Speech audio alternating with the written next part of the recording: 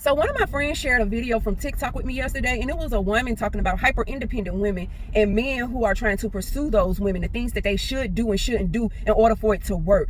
I didn't 100% agree with the video, whereas my friend did, and we were able to just go back and forth and pick each other's brain in terms of our perspectives and how we saw things. It wasn't a matter of being right or wrong. We just saw it differently. And so pretty much what I took from it is, while a man who is interested in a woman should, in his pursuit, his efforts should be high. They should be top tier, just in general, not with a label. Like, I think we all have our issues and have something hovering over our head, whether it's hyper-independence, single mother, depression, whatever it is. You don't know until you know. But if you just do away with titles and labels and just approach people the same in terms of, okay, I like so-and-so, and whatever, like as a man, I like so-and-so, whatever I'm comfortable with, in early stages of getting to know someone, I'm going to do that. And if it's received, good. And if not, okay, she's not for me. And the woman communicate her needs, her expectations, her thoughts, whatever it is, to the man. And if he can meet those expectations and needs or whatever, that's good. And if not, that's okay too. Like, we just move along. The quicker we can get away from the person who's not for us pushes us closer to the one who is. To me, what I took from it is that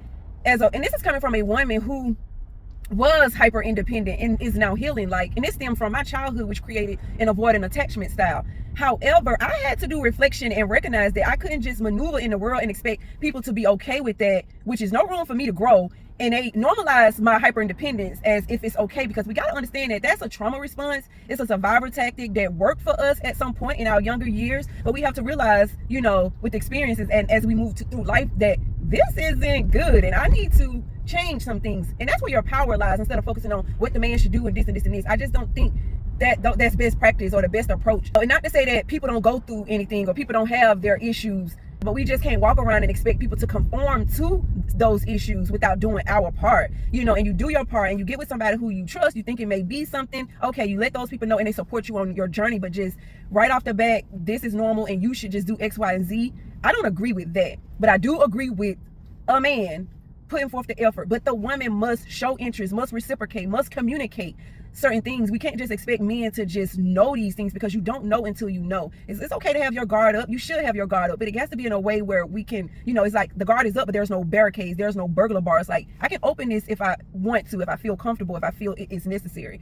versus it's just up and you just need to come kick it down. Like, men are expected to do so much and it's just not realistic. We have to learn to compartmentalize what it is and approach situations in a way where we can see if there's potential. But if we don't put this over here and approach this situation in a way that is appreciated, accepted, we run a risk of self-sabotaging or missing out on something that could be, the possibility of some. Again, I don't totally disagree. I just think that there's some work on both ends. I don't believe in looking at things one way. We can do that with the goal to have a better understanding of people in the world, but just to say, he need to do this, and this, and this. That's just like if I run across a video with a man and his title, the whole title of the video is pretty much emotionally unavailable men, and this is how women should approach us in order for this to work. Because I'm emotionally unavailable because I got trust issues, I've been through a divorce, my parents were unavailable, and this is just what it is, and this is what you need to do in order for it to work. That makes no sense. Like, we have to heal our issues, so that's where your power lies, in the things that you can change within yourself, versus just focusing so much on the other person.